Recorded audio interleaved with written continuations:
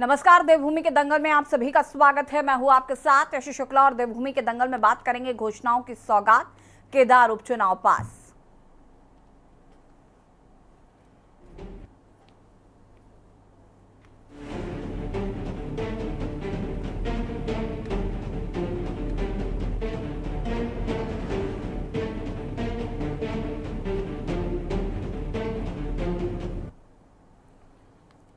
हरियाणा और जम्मू कश्मीर के विधानसभा चुनाव निपटने के बाद चुनाव आयोग कभी भी केदारनाथ उपचुनाव की घोषणा कर सकता है। माना जा रहा है कि अक्टूबर नवंबर में किसी भी वक्त चुनाव आयोग उपचुनाव की घोषणा कर देगा। वहीं चुनाव की तारीख नजदीक आते ही भाजपा, कांग्रेस समेत तमाम राजनीतिक दलों ने तैयारियां तेज कर दी हैं।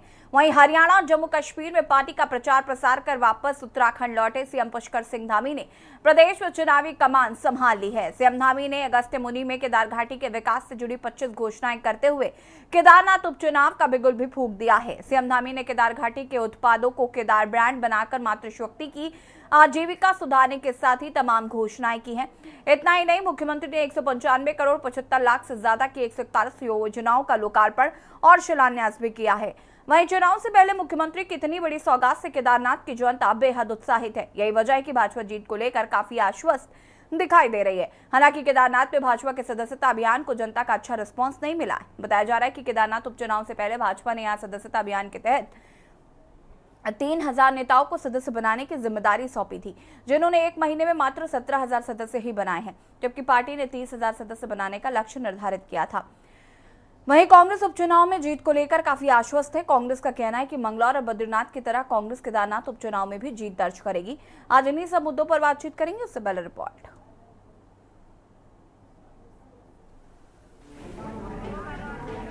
केदारनाथ उपचुनाव से पहले राज्य के मुख्यमंत्री पुष्कर सिंह धामी ने केदारनाथ की जनता को करोड़ों की सौगात दी है। सीएम धामी ने हरियाणा और जम्मू कश्मीर में पार्टी का प्रचार प्रसार करने के बाद प्रदेश में होने वाले उपचुनाव की कमान संभाल ली है। सीएम धामी ने अगस्त्य मुनि में केदार घाटी के विकास से जुड़ी 25 घोषणाएं करते हुए केदारनाथ उपचुनाव का बिगुल भी फूंक दिया है। सीएम धामी ने केदार घाटी के उत्पादों को केदार ब्रांड बनाकर मातृशक्ति की आजीविका सुधारने के साथ ही तमाम घोषणाएं की हैं। इतना ही, मुख्यमंत्री ने 195 करोड़ 75 लाख से ज्यादा की 141 योजनाओं का लोकार्पण और शिलान्यास भी किया है।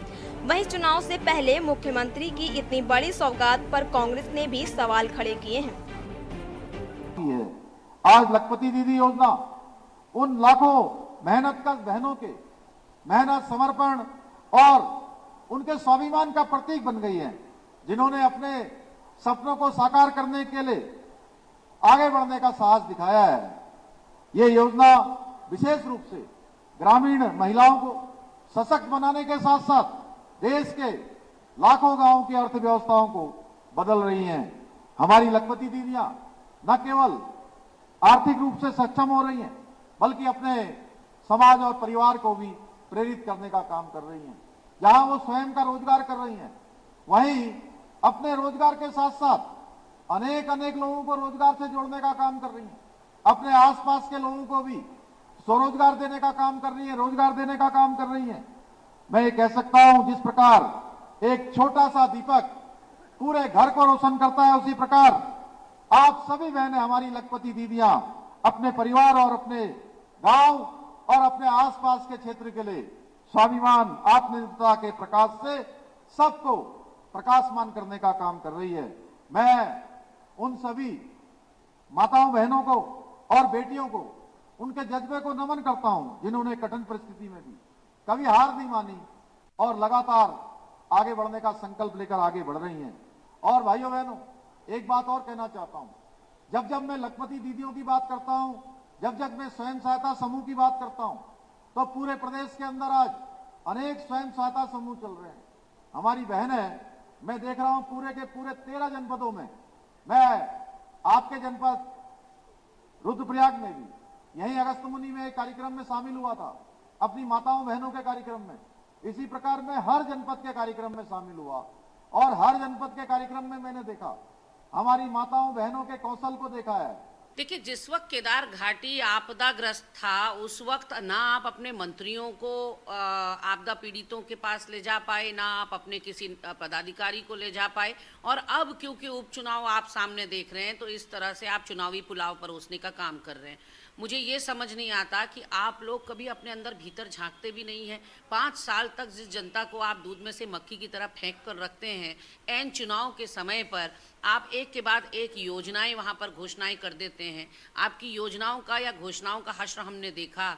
468 घोषणाएं अभी तक धरातल पर नहीं उतरी हैं, केवल विकास पुस्तिकाओं को शोभायमान कर रही हैं। ऐसे में पहले गणेश जोशी वहां गए और वापस लौटकर उन्होंने कहा कि मुख्यमंत्री जी ने 3,000 रुपया इसको दिया है, 30,000 रुपया इसको दिया है, तो पैसे बांटने का काम वो करके आए। अब आप जो है योजनाओं की फुलझड़ी लगा रहे हैं, लेकिन केदार घाटी के लोग अपना अपमान नहीं भूलेंगे, अपनी परेशानियां दुश्वारियां नहीं भूलेंगे, क्योंकि उस वक्त आपकी डबल इंजन की सरकार और आपकी प्रचंड बहुमत की सरकार ने उनकी सुध नहीं ली। और जिस तरह का अपमान आपने केदारनाथ धाम का किया है, एक नहीं कई बार किया है। सोना चोरी मामला, QR कोड मामला, लाइट एंड साउंड प्रोग्राम मामला, गर्भगृह के परंपराएं और मान्यताएं तोड़ने का मामला, दिल्ली के बौराड़ी में केदारशिला ले जाकर वहां शिलान्यास करने का मामला, इतनी आसानी से वहां की जनता भूलेगी नहीं। और जैसे पटखनी आपको बद्रीनाथ की जनता ने और मंगलौर की जनता ने दी, वही हश्र आपका केदारनाथ की जनता भी करेगी, क्योंकि वो समझती है कि फ़र्क क्या है चुनावी पुलावों में और असली सच्ची मंशा में। आपको बता दें कि केदारनाथ से भाजपा विधायक शैला रानी रावत का 9 जुलाई को निधन हो गया था, जिसके बाद अब कभी भी उपचुनाव की घोषणा की जा सकती है। वहीं केदारनाथ उपचुनाव से पहले भाजपा ने यह बड़े स्तर पर सदस्यता अभियान चलाया, जिसके तहत 3,000 नेताओं को सदस्य बनाने की जिम्मेदारी सौंपी थी, जिन्होंने 1 महीने में मात्र 17,000 सदस्य ही बनाए हैं, जबकि पार्टी ने 30,000 सदस्य बनाने का लक्ष्य निर्धारित किया था। वहीं कांग्रेस भाजपा के इस अभियान पर कटाक्ष करने के साथ ही केदारनाथ उपचुनाव में जीत का दावा कर रही है। केदारनाथ विधानसभा में सदस्यता अभियान 3 सितंबर से प्रारंभ हो चुका था और 3,000 से अधिक कार्यकर्ता हमारे सदस्यता अभियान में लगे हुए हैं और अभी तक 17,000 से अधिक प्राथमिक सदस्य वहाँ बन चुके हैं और अब धीरे धीरे उसमें प्रगति आ रही है और प्रतिदिन वहाँ 2,000 से अधिक सदस्य इस समय केदारनाथ विधानसभा में बन रहे हैं। कल के हमने आंकड़ा दिया था, कल 2150 के करीब सदस्य हमारे प्राथमिक सदस्य कल बने थे। और जैसे जैसे शुरू में ये ऑनलाइन होने के कारण से लोग इसमें अभ्यस्त भी नहीं थे और धीरे धीरे अधिक से अधिक लोग इसमें ट्रेंड होते जा रहे हैं। और उन्होंने गांव में एक और दिक्कत थी कि काम धंधा भी था, असूज का महीना था पर्वतीय हमारी हिसाब से, तो फसल कटने का भी टाइम था, फसल लोग अपनी इकट्ठी कर रहे थे और धीरे धीरे जैसे फसल इकट्ठी करने का काम पूर्ण हो रहा है तो फिर सदस्यता अभियान में भी गति आ रही है और हम वहाँ 30,000 से अधिक सदस्य बनाएंगे। प्राथमिक चल रही है, हम तो ग्रास रूट पर काम कर रहे हैं, बूथ स्तर पर काम कर रहे हैं, हमारे लोग वहाँ लगे हुए हैं, पूरी पार्टी सक्रिय है और हम तो इंतज़ार कर रहे हैं कब ये चुनाव की घोषणा करें, कब हम लोगों को वहाँ पर भेजें। हम इनकी तरह जल्दीबाजी नहीं करेंगे, हमारे धरातल पर काम हो रहा है। ये तो दिखाने के लिए, मीडिया के लिए, शोबाजी करने के लिए इस तरह। देखिए, मैं ये कह रहा हूँ कि आप आज केदारनाथ में डेवलपमेंट की बात कर रहे हैं, मंत्रियों को 5 मंत्री की ड्यूटी लगा रहे हैं, वे बद्रीनाथ में क्यों नहीं लगाई? आप श्रीनगर में क्यों नहीं लगा रहे हो ड्यूटी? आप देखो थराली में इतनी बड़ी बाढ़ आ गई, वहाँ लगा लो ना ड्यूटी। आपने घनसाली में क्यों नहीं लगाई, धारचूला क्यों नहीं लगाई ड्यूटी? क्योंकि वहाँ चुनाव है, आपको अपने राजनीतिक स्वार्थ की पूर्ति करनी है, इसलिए आप मंत्रियों को वहाँ ड्यूटी में लगा रहे हैं। कि जब चुनाव की बातें करी जाती है तब ये कहते हैं कि चुनाव कैसे हो जाएंगे, अभी तक जब नहीं की जाती है तब ये कहते हैं चुनाव कैसे नहीं हो पा रहे हैं। तो इस तरीके से अपना पहले मानसिक विकास करें, ये मानसिक स्तर अपना बढ़ाएं। दिसंबर तक चुनाव कराने की बातें कही जा चुकी है और दिसंबर तक चुनाव निश्चित तौर पर हो जाएगा। तो ये सोचे कि अपने कार्यकर्ता कैसे बढ़ाएंगे, कार्यकर्ताओं को कैसे मनाएंगे इनके यहाँ, क्योंकि अब सिर्फ नेता बचे तो ज्यादा दिक्कत इनको है। तो अपनी दिक्कतों को जरा सा एक बार उबारने का प्रयास करें। हमारी भारतीय जनता पार्टी की सरकार में श्री पुष्कर सिंह धामी जी जो भी निर्णय ले रहे हैं निश्चित तौर पर जनता के हित में लिया जा रहा है। कुल मिलाकर हरियाणा और जम्मू कश्मीर के बाद अब सबकी निगाहें केदारनाथ उपचुनाव पर टिक गई हैं। केदारनाथ उपचुनाव के नतीजे राष्ट्रीय स्तर पर चर्चा का विषय बनेंगे। यही वजह है कि भाजपा ने एक ओर जहां अपने 5 कैबिनेट मंत्रियों की ड्यूटी केदारनाथ में लगाई है, तो वहीं सीएम धामी भी उपचुनाव से पहले करोड़ों की सौगात केदारनाथ की जनता को दे रहे हैं। सवाल ये है कि क्या इन घोषणाओं से भाजपा ये उपचुनाव जीत जाएगी? क्या मंगलौर और बद्रीनाथ में मिली जीत के सिलसिले को कांग्रेस केदारनाथ में भी दोहराने में कामयाब होगी या नहीं? Uttarakhand desk report.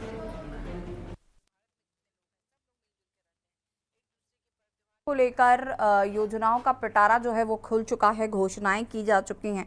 मुख्यमंत्री पुष्कर सिंह धामी ने कई परियोजनाओं का लोकार्पण और शिलान्यास किया है। अब विपक्ष का साफ तौर पर ये कहना है कि अब चूंकि केदारनाथ में उपचुनाव है, इसलिए सत्ता पक्ष जो है इस तरीके की योजनाएं जो है वो दे रहा है। हालांकि जनता जो है वो बेवकूफ़ नहीं है और जनता अपना प्रतिनिधि ज़रूर चुनेगी। उस बार केदारनाथ में कांग्रेस के विधायक होंगे। लेकिन सवाल ये है कि क्या वाकई केदारनाथ में जिस तरीके से हम पिछले काफ़ी लंबे समय से देख रहे हैं केदारनाथ को लेकर राजनीति हो रही है, जिस तरीके से वहाँ पर उनके विधायक के जब का निधन हुआ और उसके बाद से वो सीट खाली हुई, शिला जो है वो दिल्ली गई और उसको लेकर विपक्षी दलों ने इस पर जमकर हंगामा किया, लगातार प्रदर्शन किया, यात्रा भी निकाली। और हरियाणा के बाद जम्मू कश्मीर में जब चुनाव हुए, यहाँ पर भी अब इन सब से जब वहाँ से वापस आए हैं मुख्यमंत्री पुष्कर सिंह धामी, तो केदारनाथ चुनाव में लग गए हैं और यहाँ पर उन्होंने घोषणाएं की हैं, योजनाओं का लोकार्पण और शिलान्यास किया है। तो क्या केदारनाथ की जनता का विकास जो है वो महज एक शगुफा है या वाकई केदारनाथ को लेकर जो सरकार है वो संजीदा है? चर्चा आज इसी मुद्दे पर करेंगे। मेहमान हमारे साथ जुड़ चुके हैं, उनसे आपका परिचय करा देते हैं। सत्यवीर सिंह चौहान जी प्रदेश प्रवक्ता बीजेपी से हमारे साथ जुड़ चुके हैं। गिरिराज किशोर हिंदवान प्रदेश प्रवक्ता कांग्रेस हमारे साथ जुड़ चुके हैं। दीपक रावत जी केंद्रीय प्रवक्ता यूकेडी से हमारे साथ जुड़ चुके हैं। सबसे पहले तो आप सभी का बहुत बहुत स्वागत है। शुरुआत करते हैं विपक्षी दलों से, गिरिराज किशोर हिंदवान जी से। गिरिराज जी, कांग्रेस में जिस तरीके से केदारनाथ में होने वाले उपचुनाव को लेकर या उपचुनाव को नहीं भी लेकर आपने जिस तरीके से वहाँ पर प्रदर्शन किया, यात्राएं की और तमाम चीज़ें रहीं, अभी मैं आपके एक प्रवक्ता को सुन रही थी, उन्होंने कहा कि जो मंत्री हैं उनकी ड्यूटी केदारनाथ में ही क्यों लगा रखी है, बद्रीनाथ क्यों नहीं जा रहे हैं, महज चुनावी हथकंडा है ये तमाम चीज़ें। ये सवाल तो कांग्रेस से भी पूछे गए जब उन्होंने यात्रा की। कहा गया कि आप केदारनाथ में यात्रा क्यों कर रहे हैं, मजदूर जो है वो लगातार सड़कों पर हैं, उनके प्रदर्शन में आप शामिल क्यों नहीं हुए, उनका साथ क्यों नहीं दिया? बहुत सारे लोग सड़कों पर थे, आपने उनका साथ नहीं दिया, आप सिर्फ केदारनाथ में नजर आए। केदारनाथ में आपने जाकर यात्रा करी, वहाँ पर जाकर लोगों से बातचीत की, तमाम चीज़ें। तो राजनीतिक दलों का जो बेसिक काम है वो आप लोग कर रहे हैं, चाहे वो बीजेपी हो चाहे वो कांग्रेस हो, फिर आरोप किस बात का?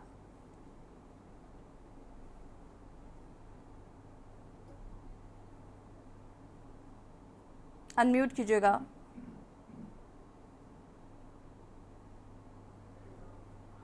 कंटिन्यू करिए प्लीज गिरिराज जी। आवाज आ रही है आपको? हाँ जी, आवाज आ रही है आपको? जी जी जी, आपको आ रही है? यशी जी, झूठ, जी जी जी, झूठ, छल और छद्म, ये तीन चीजों को लेके भाजपा 7 वर्षों से शासित है उत्तराखंड प्रदेश में।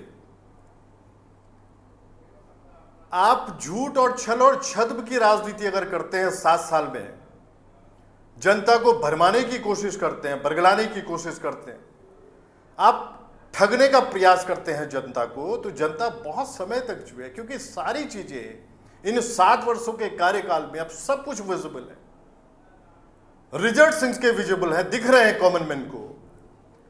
आप ये सोचिए कि आज चुनाव से ठीक पहले मुखिया जो प्रदेश के हैं धाकड़ धामी, वो जाते हैं केदारनाथ विधानसभा क्षेत्र में जहां चुनाव होने जा रहा है, उपचुनाव,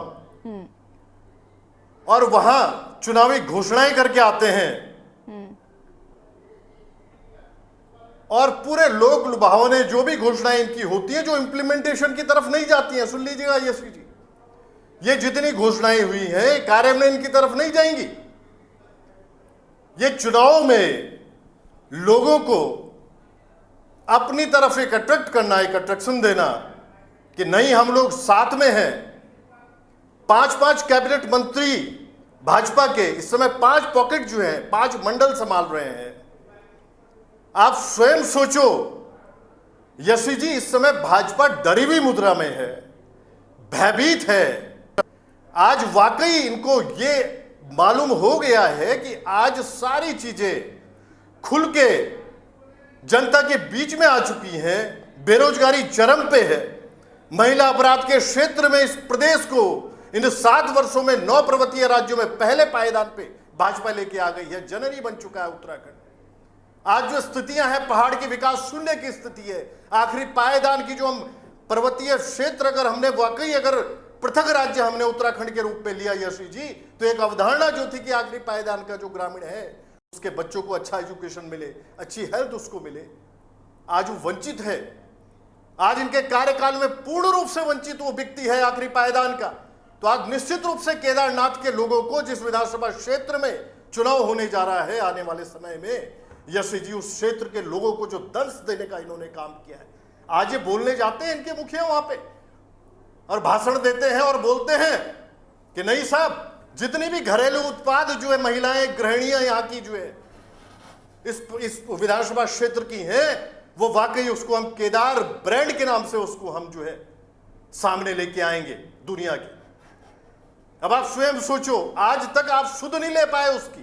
वो जो घरेलू उत्पाद अगर वो वाकई अगर कुछ पारंपरिक खेती से अगर वो कुछ उगा रहे हैं, उसको पैक कर रहे हैं, उसकी विपणन की आपने व्यवस्था नहीं बनाई, उसको आपने खरीद मूल्य उसके तय नहीं किए, और आज जाके एकाएक आप जाते हैं चुनाव से पहले और मुख्यमंत्री जी आप वहां पे घोषणा करके आते हैं कि नहीं साहब, केदार ब्रांड के नाम से अभी तक 7 वर्षों में ये बातें चुनाव तो से हमें ठीक पता पहले है। आपको याद आ रही है उन महिलाओं गिरिराज जी, ये तो वही बातें हैं ना जो आप कर रहे हैं। मैंने तो आपसे सवाल ये पूछा कि कांग्रेस को क्या पड़ी थी यात्रा करने की, कांग्रेस क्या दिखाना चाहती थी? आपकी नजर में उपचुनाव नहीं है? यशी जी, अगर एक शंकराचार्य, जिनको मैं 4 शंकराचार्यों में से अभी मुक्तेश्वरानंद जो है, जिनको ईश्वरीय अंश मानता हूं, देवतुल्य है वो, अगर वाकई वो एक बात रखते हैं कि 228 किलो सोना चोरी हुआ है केदार बाबा के गर्भगृह से, उसकी जांच नहीं हो रही है, उसकी जांच सार्वजनिक करे सरकार, तो क्या गलत था? अगर हम लोग, करण महाराज जी हमारे यशस्वी प्रेसिडेंट, अगर वाकई जो है अलर्ट मोड में आते हैं और वाकई केदारनाथ की सुध लेते हैं, उन पंडा पुरोहितों की सुध लेते हैं जो इंफ्रा के नाम पे इन्होंने उजाड़ दिए यशी जी, जो छोटे से छोटा व्यापारी वहां पे दंश झेल रहा है इस भाजपा सरकार के कार्यकाल में, जो वाकई आशान्वित होता है यात्रा से कि हमें कुछ बच्चों के लिए कुछ पैसा मिलेगा, फाइनेंशियली साउंड हम करेंगे अपने परिवार को, उनको दंश देने का कार्य सरकार ने किया। कैसे भूल जाएगा छोटे से छोटा व्यापारी, कैसे भूल जाएगा पंडा पुरोहित वहां पे इनके दंश को? और अगर करण महाराज जी हमारे एसोसिएट प्रेसिडेंट जो पीसीसी के, अगर वो एक यात्रा को लिए हुए होते हैं और हरिद्वार से चलते हैं श्रद्धा को लिए हुए साथ में, अब पॉलिटिकली उसको सारी चीजें अगर एनालिसिस भाजपा की तरफ से हो रहा है, एक यात्रा आउट होती है और वाकई वो जाते हैं, वो पूरी चढ़ाई भी चढ़ते हैं, लोगों के बीच में जाते हैं, और जितने पंडा पुरोहित हैं, छोटे से छोटे व्यापारी जो हमसे मिलना होता है और उनके साथ एक जन सैलाब जुड़ता हुआ जाता है, तो ये किस तरफ इशारा करता है? आप स्वयं सोचिए यशी जी। ये मिथक था ये चुनाव की, बद्रीनाथ जी और मंगलौर जो है अभी बाय इलेक्शन जो कांग्रेस जीती है, शासित है ये लोग, शासित है यशी जी ये लोग, शराब तंत्र इनका पूरा चुनाव में काम कर रहा था, पैसे का तंत्र काम कर रहा था, शासन पूरी तरह से इनके साथ। रुकिए दीपक रावत जी, कौन कर रहा है राजनीति?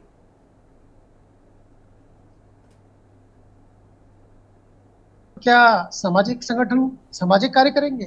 समाज की सेवा करने का एक ये रूप है राजनीतिक रूप से। दीपक जी, तो देखिए दीपक जी, आप अपनी बात को पूरा करिए, लेकिन उससे पहले मैं आपको बता देती हूँ, राजनीति करने में समस्या नहीं है, क्योंकि आप राजनीतिक दल हैं तो जाहिर सी बात है कि राजनीति करेंगे। प्रॉब्लम तब आती है जब आप स्वीकार नहीं करते हैं कि हम राजनीति कर रहे हैं। मैं सिर्फ और सिर्फ आपके मुंह से ये सुनना चाहती हूँ, यानी कि विपक्षी दल हो या सत्ता पक्ष हो या कोई भी हो, मैं सिर्फ ये सुनना चाहती हूँ कि हाँ भाई, डंके की चोट पे उपचुनाव है, हम उसकी तैयारी कर रहे हैं और हम कर रहे हैं राजनीति। जब यहाँ पर आकर समाज सेविका की भूमिका निभाने लगते हैं ना राजनीतिक दल, तब मुझे समस्या होती है। इसलिए ये सवाल था। अब अपनी बात को पूरा करिए। यासी जी, कोई भी राजनीतिक दल हो, उसका एकमात्र लक्ष्य होता है कि केन प्रकारेण सत्ता तक पहुंचे, सत्ता तक उसकी भागीदारी हो। और इसमें देखिए जो भी सामाजिक मुद्दे होते हैं उन मुद्दों में वो किस प्रकार से जनता को जागरूक करता है, ये राजनीतिक दल के ऊपर निर्भर करता है, वो किस तरह से जनता पर अपनी पैठ पहुंचाता है या अपनी बात को पहुंचाने का कार्य करता है। तो देखिए ये केदारनाथ चुनाव भी उसी में ही है, उपचुनाव है। अगर ये चुनाव सैला रानी रावत जी के मृत्यु के बाद ये स्थिति उत्पन्न हुई है कि वहां पर उपचुनाव कराना पड़ रहा है, तो देखिए राजनीतिक दलों को तो अपना रोल निभाना पड़ेगा, वो वहां जाएंगे इलेक्शन लड़ना है। लेकिन आप राजनीति कौन कर रहा है? विपक्ष का काम तो राजनीति करना है कि सत्ता पक्ष जो करेगा। आप मुझे बताइए पिछले 7 साल में केदारनाथ में योजना क्यों नहीं आई? सवाल तो हम विपक्ष ये पूछ रहा है कि ये जो आज जो वहाँ के जो लोकल उत्पाद है, जो महिलाएं हैं उनके द्वारा जो बनाया गया उत्पाद है, उसके ऊपर जो ये आज जो एक ब्रांड क्रिएट करने की बात आई, तो सत्ता पक्ष जो पांच जो यहाँ की जो सीटें हैं संसदीय वो जीत चुका है, डबल इंजन की सरकार बनी हुई है। क्या कारण है कि इनको जरूरत पड़ रही है राजनीति करने की केदारनाथ में? विपक्ष तो विपक्ष है ना, जरूरत नहीं, विपक्ष को तो विपक्ष सत्ता की में क्यों आना है। जरूरत नहीं है? अगर आप जाकर वहां पर इस तरीके से आडंबर फैलाएंगे, आप यात्रा करेंगे, आप तमाम चीजें करेंगे, आप ये बताने की कोशिश करेंगे कि हम ही हम हैं, तो उसके बाद बीजेपी सत्ता पक्ष क्या करेगा? वो बैठा रहेगा हाथ में हाथ धरे, वो इंतजार करता रहेगा, हाँ आप जाइए और इस तरीके का आप बातें करके आइए, हम तो चुपचाप बैठे रहेंगे। ऐसा नहीं है ना, आप करेंगे तो उसका सामने से रिएक्शन भी आएगा। आप छुट्टी मिली है धामी जी को जम्मू कश्मीर और हरियाणा से?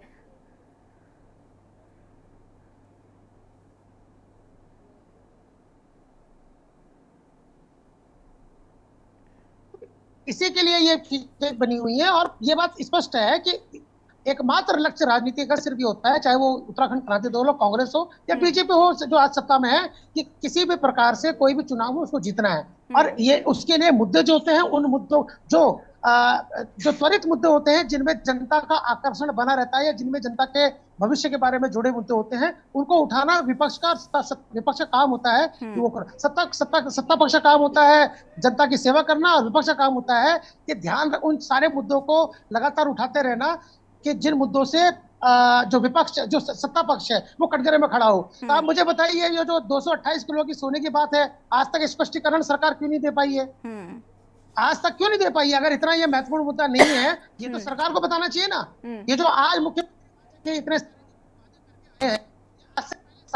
केदारनाथ विधानसभा पहली बार तो बनी नहीं है, ये आज ही सारी चीजें याद क्यों आ रही है? तो ये सारे मुद्दे जो हैं ये मौका परस्ती का ही एक सत्ता पक्ष का काम है, और विपक्ष भी ये कर रहा है और हम भी वही कर रहे हैं। लेकिन राजनीति में इसका फायदा सिर्फ जनता को ही होगा, क्योंकि जनता के ही मुद्दों को ही सारे जो विपक्ष है वो उठा रहा है, और सत्ता पक्ष भी इसमें अपना रोल निभा रहा है। ठीक है, वापस आएंगे, आप सभी हमारे साथ बने रहिएगा। उसके बाद सत्यवीर जी आपका रुख करेंगे, रुकेंगे छोटे से ब्रेक के लिए जो हाजिर होते हैं। घोषणाओं की सौगात, केदारनाथ चुनाव उपचुनाव पास। ब्रेक के बाद एक बार फिर से आप सभी का स्वागत है। चर्चा ऐसे मुद्दे पर कर रहे हैं और सत्यवीर सिंह चौहान जी का रुख कर लेते हैं, जो कि बीजेपी के प्रवक्ता हैं। सत्यवीर जी, लगातार ये आरोप लगाए जा रहे हैं कि आप सिर्फ और सिर्फ उपचुनाव के लिए ये घोषणाएं कर रहे हैं, आपका जनता से कोई सरोकार नहीं है। साथ ही साथ आपने जिस तरीके से जो सवाल विपक्षी दलों द्वारा उठाए गए, उनके जवाब भी अभी तक सरकार द्वारा नहीं दिए गए हैं, और ये घोषणाएं जो अब की गई हैं ये पहले क्यों नहीं की गई? केदारनाथ का जब भी जैसे स्मरण होता है तो आदि गुरु शंकराचार्य और जगत नियंता भोलेनाथ जी का स्मरण होता है। और केदारनाथ विधानसभा जिस प्रकार से सांस्कृतिक और आध्यात्मिक दृष्टि से पूरे विश्व में जानी जाती है, वो किसी से छुपा हुआ नहीं है।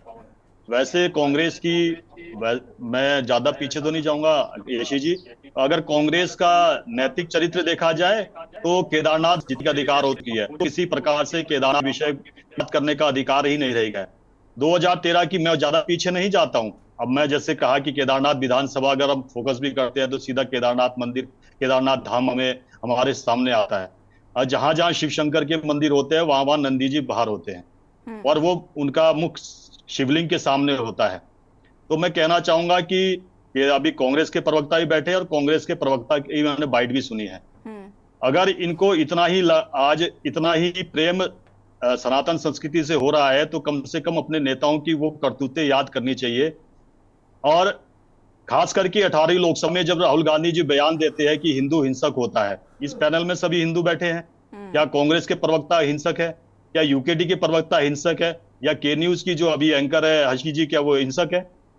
किस प्रकार की मानसिकता रखते हैं, उसके बाद मीडिया के सामने किस प्रकार से आते हैं? वही छोड़िए, राहुल गांधी जो उनके पार्टी के कुल गौरव है, उनके पार्टी के युवराज है, जलवे जलाल है, उनकी माता ही नहीं। जो मैंने कहा कि जब शिवशंकर का मंदिर का हमारे सामने आता है तो सबसे पहले नंदी जी आते हैं। जब इस देश में गो कानून बनने के लिए करपात्री महाराज के नेतृत्व में एक दल जाता है, संसद भवन के पास जाता है, तो किस प्रकार से उनको कुचला जाता है, किस प्रकार से उनके ऊपर गोलियां चलाई जाती है, कैसे छोटे छोटे नंदियों को कैसे कुचला जाता है। करपात्री महाराज ने स्पष्ट कहा था, आज मीडिया के प्लेटफॉर्म पे चाहे आप सर्च करके देख लिए, उनके बयान आज भी जीवित है, सबके स्मरण में है। जब ये शंकराचार्य की बात करते हैं तो इसलिए मुझे थोड़ा सा बोलना पड़ गया इस विषय में। यशी जी, उन्होंने कहा था कि जितने भी यहाँ पर साधु संत निहत्ते साधु संतों का खून बहा है उसके लिए माफ करता हूं, मगर जो ये छोटे छोटे नंदी है, जो इनका खून ये संसद भवन के बाहर बहा है, उसका आने वाले समय में जिस पीढ़ी ने ये किया है उसको इसको भुगतना पड़ेगा। आज देख लीजिए कांग्रेस की स्थिति, जो प्रधान से लेकर प्रधानमंत्री बनाया करती थी, आज प्रधान के लिए भी तरस रही है, प्रधानमंत्री के लिए भी तरस रही है। एक व्यक्ति की 13 बार लॉन्चिंग हो गई है, मगर चंद्रयान दूसरी लॉन्चिंग में पहुंच गया अपने जहां पर उसको पहुंचना चाहिए था, मगर एक व्यक्ति अभी तक लॉन्च 13 बार हो चुका है, मगर कहीं सफल नहीं हो पा रहा है। और केदारनाथ के बारे में यशी जी कहना चाहता हूं, 2013 की जब आपदा आई थी, इस राज्य के लिए या देश के लिए सबसे बड़ा दुखद विषय था कि जिस प्रकार की स्थिति वहां पर उत्पन्न हुई, जो हमने देखा वहां पे जिस प्रकार से जितने धर्मानुरागी थे या अन्य जो वहां पर उस घाटी में निवास करने वाले लोग थे, कईयों ने अपने प्राणों को गंवाया। मगर कांग्रेस की सरकार में आप मेरी बातों पे यकीन नहीं हो रहा है तो आप उन तमाम मीडिया की हेडलाइनों से उठा के देख लीजिए, उस समय के वीडियो को उठा के देख लीजिए। 10 दिन तक किसी भी प्रकार की राहत सामग्री वहां नहीं भेजी गई। वो किस लिए? इनके पार्टी के कुल गौरव राहुल गांधी का इंतजार हो रहा था, और वो इटली से आएंगे तब रिबन काटेंगे। मतलब आपदा के समय भी किस प्रकार से होड़ मची है कि रिबन काटा जाए। और एक हमारी सरकार है कि उस समय हम थे, उस समय प्रतिपक्ष में थे, हमने जो हमारा नैतिक दायित्व था, हमने बढ़ चढ़ के सरकार के साथ खड़े होने का काम किया, मगर हमारी अनसुनी कर दी। आदरणीय प्रधानमंत्री मोदी जी उस समय गुजरात के मुख्यमंत्री हुआ करते थे, वो आपदा सामग्री लेके आए, मगर उनको जॉली ग्रांट से आगे नहीं जाने दिया गया।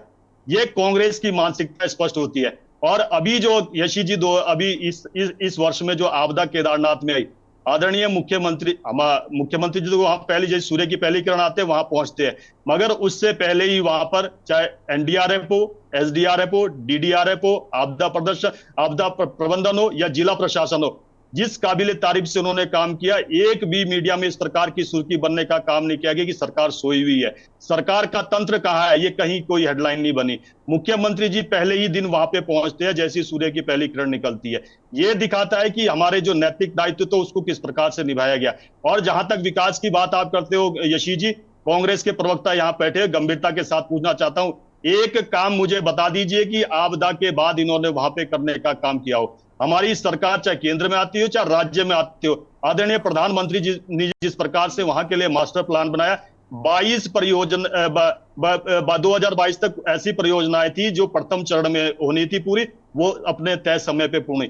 इस समय 188 करोड़ की लागत से केंद्र सरकार की मदद से 21 परियोजनाओं पे बहुत तेज गति से काम चल रहा है। हम सभी के जो कि इन्होंने शंकराचार्य की बात करी, बड़े बड़े अभी शंकराचार्यों के नाम ले रहे थे, श्रृंगेरी पीठ उसमें से एक, 4 मठों में से एक जो आदि गुरु शंकराचार्य ने बनाई थी, वहां के जो शंकराचार्य थे उस समय 2008 और 2009 का कार्य होता, उस समय इनकी यूपीए की सरकार थी, कांग्रेस के प्रधानमंत्री थे, जिनको कि एक्सीडेंटल प्राइम मिनिस्टर भी उनके नीची सचिव संजय बारू ने कहा था।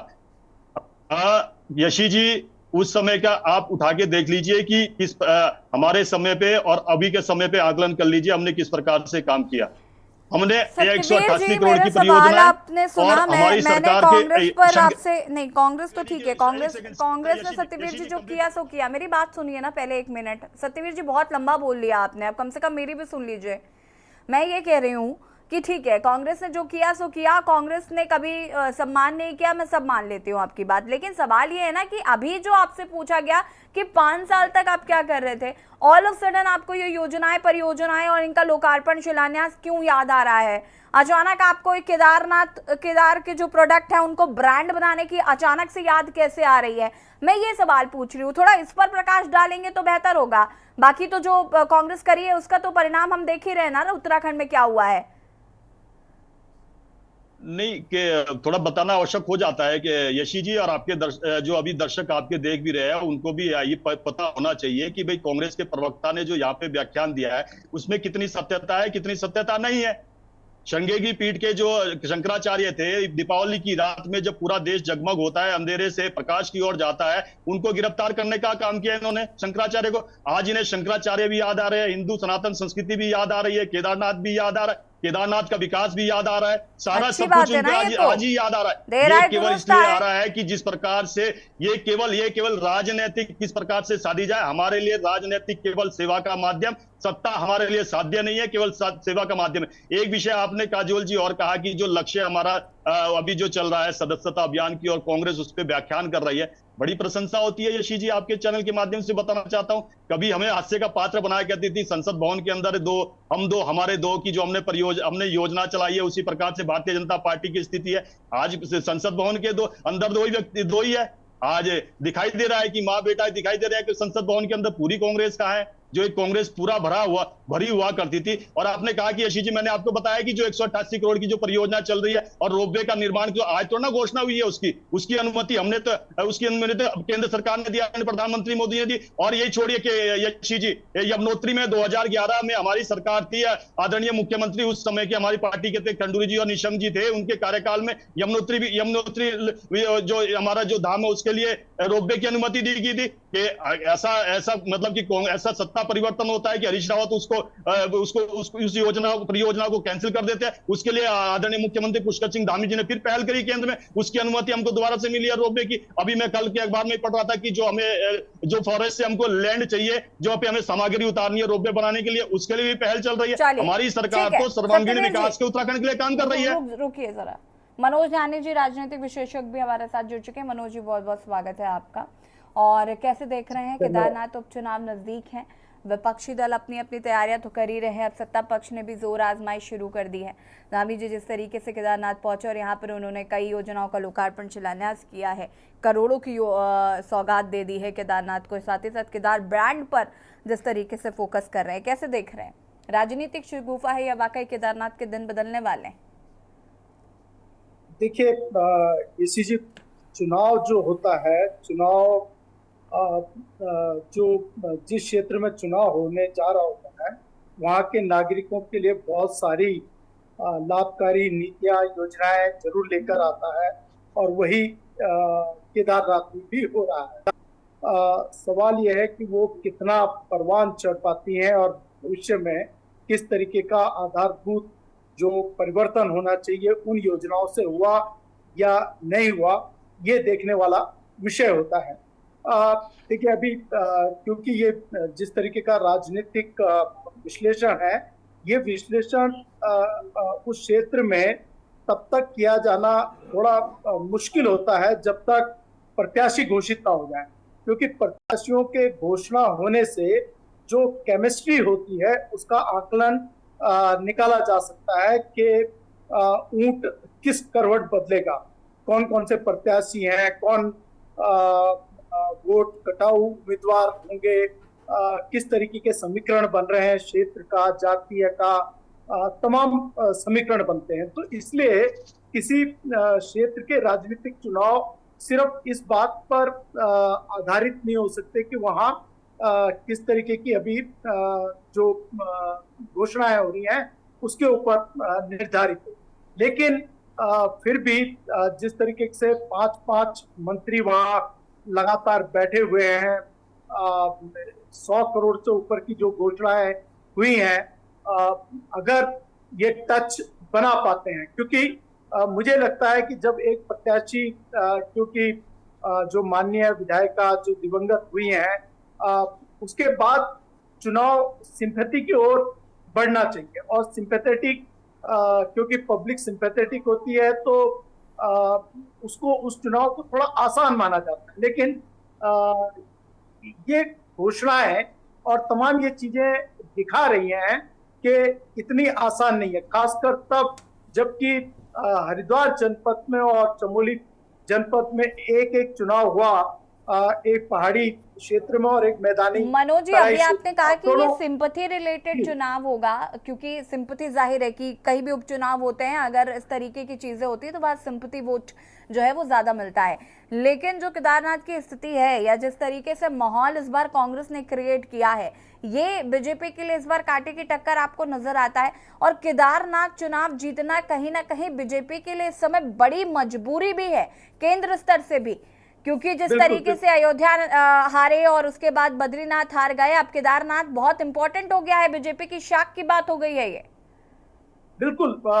मैं आपको बताऊं कि मैं अभी हाल ही में रुद्रप्रयाग और केदारनाथ क्षेत्र के दौरे पे था, और जिस समय मैं त्रियुगी नारायणगढ़ तो विजिट किया, और जो पर्वतीय क्षेत्र है वहाँ सड़कों के अगर मैं हाल की बात बताऊं तो सड़कें बहुत मतलब गाड़ियां हिचकोले खाते हुए आगे बढ़ रही है, इस तरीके के हालात हैं।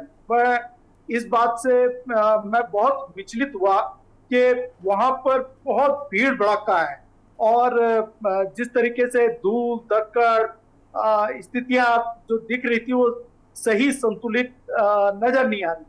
लेकिन जब भी जिनसे भी मैंने वार्ता की तो लोगों ने यही इस तरीके का दर्शन दिया कि इस बार कांटे की टक्कर होगी, और किस ओर राजनीतिक रूप से पलड़ा जाएगा इसको एज ऑन डेट प्रेडिक्ट करना किसी के लिए भी मुश्किल होगा। लेकिन जो भी होगा, चुनाव लोकतांत्रिक दृष्टि से अगर कांटे की टक्कर होती है तो लोकतंत्र के दर्शन के हिसाब से वह स्वागत जन्य माना जाता है, और उसी दृष्टि से मुझे लगता है कि ये उत्तराखंड के लिए सकारात्मक होकर और कोई संदेश, बढ़िया सा संदेश लेकर वहां की जनता के लिए भी और तमाम लोगों के लिए लेके आएगा। जी बिल्कुल, बहुत महत्वपूर्ण है केदारनाथ उपचुनाव। और सत्यवीर जी अपनी बात को पूरा कर सकते हैं, उसके बाद गिरिराज किशोर हिंदवान जी आपके पास आते हो। और यशी जी, मैं आपको बता दूं कि केदारनाथ में पुनर्निर्माण और पुनर्विकास के कार्य मैंने आपको बताया कि जो फर्स्ट फेज में होने थे वो पूरे हो गए, 188 करोड़ की परियोजना चल रही है। और मैं बता दूं कि अभी तक केदारनाथ के अंदर 11 लाख से अधिक दर्शनार्थी जा चुके हैं। कांग्रेस के समय का आकलन कर लीजिए, जितने पूरी 5 साल की इनकी सत्ता रही है उसके उतने भी नहीं गए होंगे जितने केदारनाथ में इस वर्ष गए हैं। और ऑल वेदर की रोड बनाना, और मैं एक चीज और विषय बताना चाहता हूं आपको कि आपके जो इस समय दर्शक देख रहे हैं यशी जी, गंगोत्री धाम भी उसमें से एक धाम है। गंगोत्री धाम में 100 किलोमीटर का पैच क्यों बचा हुआ है, जो ये जहां वो ऑल वेदर रोड का, वो केवल कांग्रेस की कुनीतियों के कारण हो रखा है। उसके लिए हम कोई दूसरा रास्ता निकाल रहे हैं। वो 100 किलोमीटर का पैच इसलिए बैठा, और पूरे ऑल वेदर रोड में केवल 150 किलोमीटर का पैच बचा हुआ, भी उसमें 100 किलोमीटर केवल गंगोत्री का है। वो केवल इसलिए कि उस समय के जो जयराम रमेश जी थे, पर्यावरण मंत्री थे केंद्र में, उन्होंने जिस प्रकार से अड़चन पैदा करी, और उस समय के जो सचिव थे उन्होंने जिस प्रकार की अड़चन पैदा करी, और बाद में वही सचिव इनकी सरकार के खिलाफ जाते हैं। जो अभी सारी परिस्थितियां जिन जहां दिक्कतें आ रही है वो कांग्रेस के द्वारा खड़ी की गई है। उनके लिए किस प्रकार से रास्ता निकाला जाए, हमारी सरकार काम कर रही है। और इस समय तक मैं आपको बता दूं 32 लाख से अधिक दर्शनार्थी अभी तक पूरे 4 धाम में जा चुके हैं। और यही कांग्रेस होती कि जब ये ऑल वेदर रोड बनेगी। और मैं आपको ये बता दूं यशी जी, इस उत्तराखंड के नवनिर्माण में जब हो रहा था तो पीएमजीएसवाई जैसी योजना आई थी, तब इस कांग्रेस ने विरोध किया था। और वही आज उत्तराखंड के गांवों की जीवन यापन की लाइफलाइन बनी हुई है। और इस उत्तराखंड में केवल 2 से 3% केवल रोडें थी, आज उठा के देख लीजिए 95% से अधिक रोडें हैं। हम लगातार, चाहे एयर कनेक्टिविटी हो, चाहे रेलवे कनेक्टिविटी, ऋषिकेश पर रेलवे लाइन जब बन जाएगा, केदारनाथ हो चाहे बद्रीनाथ हो, वहां पे कितने दर्शनार्थी जाएंगे, कितने लोगों को रोजगार मिलेगा, कितना सुगम यातायात होगा, ये हमारी सरकार की दूरदर्शी है। और यही नहीं, गिरिराज जी जवाब, एक सेकंड, गिरिराज जी जवाब देंगे। गिरिराज जी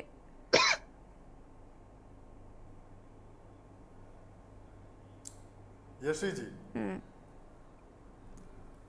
भाजपा जो है ये झूठों की जमात है, सुन लीजिएगा। ये जितना अभी पढ़ रहे थे पूरा, या जो भी मान्यवर पढ़ नहीं रहा था, जो धरातल पर वो बता रहा हूं आपको। और झूठों की जमात आपको उठा के देखिए, हिमाचल में बोला था ना कि ये योजना लाएंगे, वहां के मुख्यमंत्री ने क्या बोल दिया कि हम दिवालियापन हो गए। झूठों की जमात कौन साबित हुआ? एक ही योजना बता दीजिए, हमने वहां पर लागू करी हो। कर्नाटक में सत्यवीर एक जी, योजना बीच लागू में करी इंटरप्ट आपने, मत करिए। कौन है झूठों की सत्यवीर जी, जमात बताइए। सुनना पड़ेगा। खटाखट योजना क्या हुआ? सत्यवीर जी। खटाखट दिवाली हो गए राज्य। आज जो स्थिति क्या है कहते हो? यशी जी, इनके लड़ने से कुछ नहीं होगा, सुन लीजिएगा, इनको चुप करवाइए आप। और जहां तक उपचुनाव की बात करें, यशी जी। गोपेश्वर चुनाव हम जीते, चंपावत चुनाव हम जीते, चुनाव- बागेश्वर उपचुनाव हम जीते, उपचुनाव उसकी से- बात क्यों कांग्रेस नहीं करती है? अरे क्यों नहीं करती है उसकी चुनाव बात? से- अरे सत्यवीर जी, रुकिए प्लीज। रुकिए रुकिए, अरे झूठो रुको, अरे झूठो रुको। वो तो अभी पूछ लीजिए, आपको अब हिमाचल के उपचुनाव मुख्यमंत्री से है, झूठे उसमें आप कौन है, और जमानत पूछ नहीं बचा पाएंगे लीजिए जो अपनी। आपके नेताओं को नकार यशी रहे जी। हैं। प्रियंका गांधी को किस प्रकार अरे से नकारा उन्होंने आपको हिमाचल के मुख्यमंत्री यशी जी से? जी, दो राज्यों के, सुन ली यशी जी, इनको चुप करवाइए आप। अभी और दो जहां तक चुनावों इन्होंने के जो अभी भ्रष्टाचार की रिजल्ट बात आने करी, वाले हैं, सत्यवीर जी, उनमें कोई इशारा मारने सत्यवीर वाला जी, है। बीच में धीरज इंटरप्ट मत चौधरी करिए। उनकी सत्यवीर जी, जब झारखंड में प्लीज।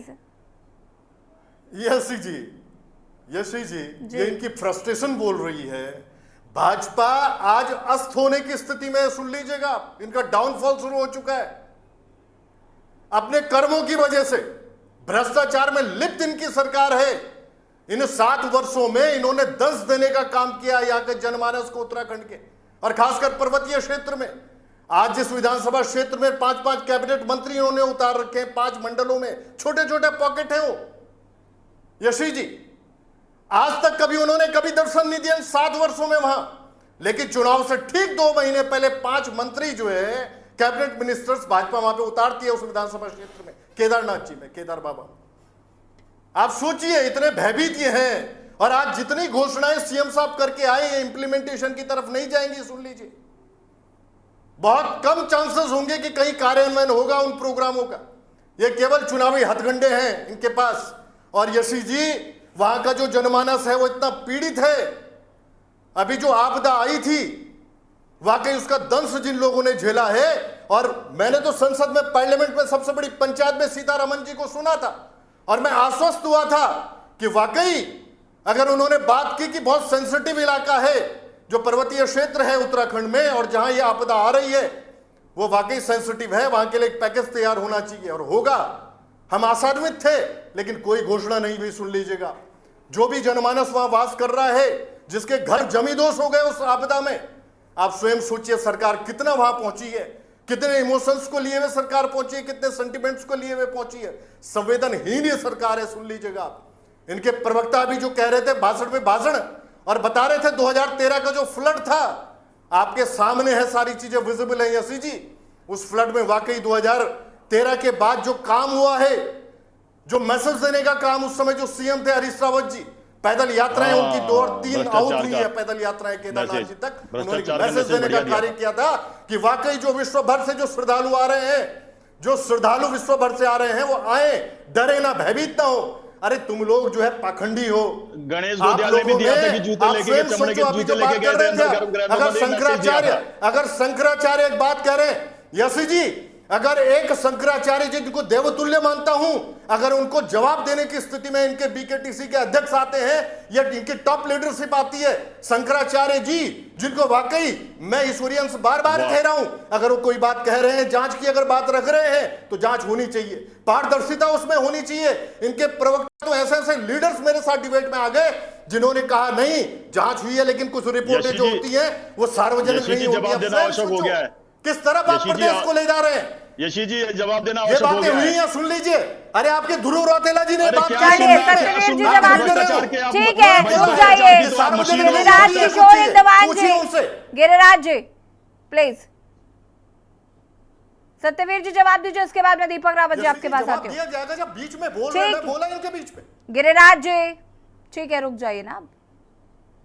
केदारनाथ में जिस प्रकार का दोहरा चरित्र इन्होंने दिखाया, चाहे उस समय के बीकेटी के अध्यक्ष गणेश गोदियाल जी किस तरीके से गर्भगृह में जूते पहन के गए, उसके बाद किस तरीके से इन्होंने 10 दिन तक राहत सामग्री नहीं जाने दी, किस तरीके से वहां पर हेलीकॉप्टर क्रैश हुए, किस तरीके से इन्होंने वहां पर लोगों को उनका रिहेबिलिटेशन करना था, कुछ नहीं, एक पत्थर रखने का काम नहीं किया। यहाँ पे कांग्रेस के प्रवक्ता पिछले 1 घंटे से बयानबाजी कर रहे, मगर ये नहीं बता पाए कि हमने क्या वहां पे कार्य किया। कार्य किया तो केवल इन्होंने कफन बेचने का कार्य किया। उन्होंने किस प्रकार से उन्होंने, यही नहीं, उन्होंने उस समय 2013 की आपदा में कहा था कि हमारा सर्च ऑपरेशन पूरा हो गया। उस सर्च ऑपरेशन के 2 दिन बाद 166 टन का एक ही जगह से पाया जा सकते हैं। आप सोच सकते हो कि कितनी असंवेदनशील होकर इनकी सरकार काम कर रही थी। और जहां तक शंकराचार्यों की बात करते हैं, इन्होंने किस प्रकार से, मैंने कहा कि श्रृंगेरी के जो शंकराचार्य, श्रृंगेरी पीठ के जो शंकराचार्य थे, मनमोहन की सरकार की सत्यवीर जो जी, रिमोट मुझे ये कंट्रोल से जवाब सरकार दीजिए चलती थी, आप किस कि प्रकार से अगर उन्होंने उसको उठाया अगर अपने अगर आप को। मेरी बात सुनिए ना सत्यवीर जी, अगर ये जो सोना चोरी हुआ, अगर ये वाकई चोरी हुआ, कोई सोना चोरी नहीं हुआ है। तो ये कांग्रेस की सार्वजनिक मानसिकता क्यों चोरी- नहीं, मानसिकता नहीं है। तो ये क्यों सोना- नहीं आलू आ से रहा सोना बनाने ये वाली मशीन है ये तो। सत्यवीर जी, ये पब्लिक डोमेन में क्यों नहीं है? कौन सा पब्लिक डोमेन में नहीं है यशी जी? ये पब्लिक डोमेन में आपके सतपाल महाराज जी ने अभी हफ्ता, 1.5 हफ्ता या 15-20 दिन पहले शायद ये बात कही थी कि हम जांच हो गई है इस मामले को लेकर और इसे हम जल्द ही पब्लिक डोमेन पर लेकर आएंगे। लेकिन इस पूरे मामले का सिनेरियो एट लास्ट क्या है ये अभी किसी को पता नहीं है कि वहां पीतल था, वहां सोना था, वहां तांबा था, वहां चांदी थी, क्या था, कुछ नहीं आइडिया है। मुझे लगता है कि तमाम अखबारों में जितनी प्रेस विज्ञप्तियां आ चुकी है, कितना छप चुका है, मुझे लगता है कि वो इनफ है। जितना कि बीकेटीसी के अध्यक्ष ने, वहां की कमेटी ने, आदरणीय कैबिनेट मिनिस्टर ने जिस प्रकार से दिया है, मुझे लगता है वो इनफ है। हाँ, जहां तक आपने सोने की बात करी है, वो इनके एक बहुत बड़ा वैज्ञानिक है यशी जी, जो आलू से सोना बनाता है। इनको तो रात को भी सोने के सपने आते हैं। वो आलू हम भी आज तक ढूंढ रहे हैं कि वो सोना बनाने वाले, सोना बनाने वाले मनोज जानी जी, आटे को, ये तो आटे को तो मनोज जानी जी, आप सोच सकते हैं इनको। ठीक है, रुक जाइए जरा। यशी जी, ये अस्त होने की तरफ है, अस्त होने की तरफ डाउन ठीक है। हाँ, वो दिख चुका है, दिख चुका है मान्यवर जी, दिख चुका है। लोकसभा चुनाव में 5 राज्यों के चुनाव हुए थे, कांग्रेस कहाँ थी वहां है, पर? वो सारी चीजें 25 विजिबल साल अरे रुक तक, जाए, 25 साल तक, एक 25 सेकंड साल सत्यवीर जी, तक पैनल में और भी लोग हैं, कृपया उनको सुनने का भी कष्ट कर लीजिए। सत्यवीर जी प्लीज। मनोज यानी जी, ये जो सोना चोरी होने का मुद्दा बहुत तेजी से उठाया जा रहा है और इसको लेकर सबसे पहले तो आप किस तरीके से इस मैटर को देख रहे हैं? क्योंकि अभी तक ये लगातार निकल कर आ रहा है, बीकेटीसी के अध्यक्ष कुछ भी कह रहे हो, लेकिन ये कहा जा रहा है कि जो जांच हो रही है उसकी रिपोर्ट आप ला कर दीजिए, और वो रिपोर्ट अभी तक पब्लिक डोमेन में नहीं है। ठीक है, और अगर हम बात करें शिला का, शिला जो एक बड़ा मुद्दा कांग्रेस से बनाया है, क्या वो वाकई मुद्दा है? क्योंकि हम ये जानते हैं कि केदारनाथ की शिला लेकर वहां पर जाना पॉसिबल नहीं है, और ये भी हम लोग मानते हैं कि कंकर पत्थर में भी शंकर है। तो इस तरीके से अगर वहां पर शिला गई है और उसके बाद इसका एक प्रोपेगेंडा क्रिएट करना और उसको मुद्दा बनाना और केदारनाथ के उपचुनाव में इसका लाभ लेने की कोशिश करना, इसको भी कैसे देख रहे हैं? क्या ये वाकई इम्पैक्ट पड़ेगा या जनता को नहीं इम्पैक्ट पड़ने वाला है इस चीज से? देखिए यशी जी, जनता बहुत समझदार है और लगातार लोकतंत्र में जिस तरीके से लोकतंत्र आगे बढ़ रहा है, जनता के भीतर एक जागरूकता आ रही है। वो अब समझती है कि कौन सा खेल राजनीतिक दल चल रहे हैं और बहुत भली भांति उसको समझने लगी है, ऐसा मेरा मानना है। मैं आपको ये जो केदारनाथ में सोने की बात है, ये विषय गंभीर विषय है और इस पे बिना जांच के किसी भी ये कह देना कि किसी XYZ ने बयान दे दिया या मंदिर समिति के किसी व्यक्ति द्वारा बयान दे दिया या किसी मंत्री द्वारा दिया बयान दे दिया, उससे काम नहीं चलेगा। इसकी गंभीर जांच होनी चाहिए कि आखिर हुआ क्या था, क्योंकि ये आरोप जो लगाए गए उसी को दोहराया था आदरणीय शंकराचार्य जी ने। और शंकराचार्य जी क्योंकि उत्तराखंड में बद्रिका पीठ के बिल्कुल उन्हीं का दायित्व है, उन्हीं को ये आदिकाल से पूरा ये दायित्व दिया गया है कि इस व्यवस्था के संचालन को वो देखें, निगाहबानी रखें। तो मुझे लगता है कि उनकी बात का मान भी रखा जाना चाहिए और इसकी एक ठोस जांच होनी चाहिए। मैं एक बड़ा गंभीर विषय है, जब हम सनातन की बात करते हैं तो सनातन के संदर्भ में भगवान बद्रीनाथ जी के धाम में अभी कुछ युवाओं ने, युवा हिंदूवादी संगठनों ने ही उस बात को उठाया है। और बात यह है कि माणा गांव में जहां माता सरस्वती जी का संगम स्थल है, जहां पे वहां पर मां सरस्वती का मंदिर स्थापित हुआ, लेकिन वहां पर महाराष्ट्र के किसी व्यक्ति ने करोड़ों रुपए का मंदिर सरकारी भूमि में निर्मित कर दिया उसमें अपनी बहन जो मृत आत्मा है उनकी मूर्ति लगा दी है। अब आप सोचिए कि प्रधानमंत्री जी उत्तराखंड में आते हैं, बद्रीनाथ में माथा टेकते हैं, केदारनाथ जी में ध्यान लगाते हैं, तो क्या वो उस मृत आत्मा जो है उनकी ओर ध्यान लगा रहे हैं या वो तत्व धाम जो सतयुग के धाम है उन पर उनकी तरफ उनका ध्यान है? तो सनातन की जब हम धाराओं की बात करते हैं तो हमें स्पष्ट ये होना गंभीर होगा मामला है। कि प्रधानमंत्री को प्रश्न उठाया इन्होंने, ये वो बद्रीनाथ मंदिर में गए और केदारनाथ में गए, वहां के लिए मास्टर प्लान जिसने कार्य किया है, इस प्रकार के प्रश्न आपके मैंने देखा है, आपके प्रश्न बार बार उसी प्रकार से आप कह रहे सड़कों में गड्ढे, इतनी सड़कें उत्तराखंड में बन गई है, नहीं किस प्रकार के प्रश्न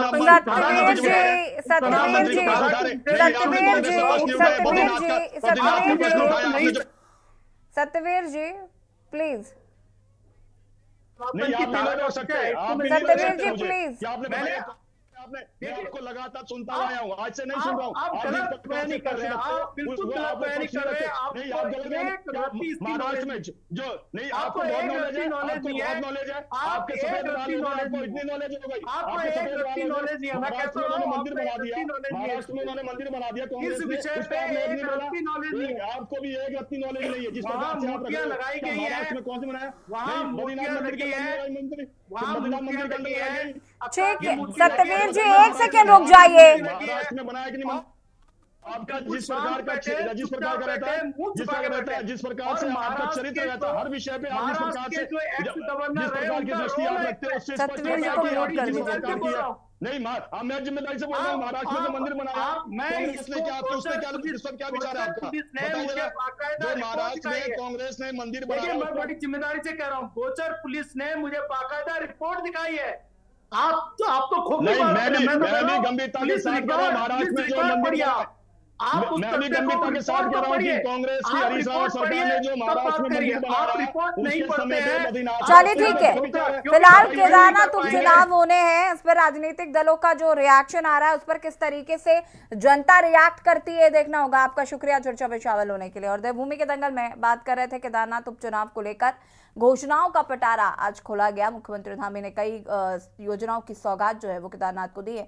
हालांकि विपक्षी दलों का कहना है कि जो योजनाएं धरातल पर जिस तरीके से आज घोषणाएं की गई हैं वो धरातल पर नहीं उतरेंगी। हालांकि आने वाला वक्त बताएगा कि केदारनाथ की जनता किसे चुनती है। देवभूमि के दंगल में फिलहाल इतना ही, देखते रहिए के न्यूज़ इंडिया। नमस्कार।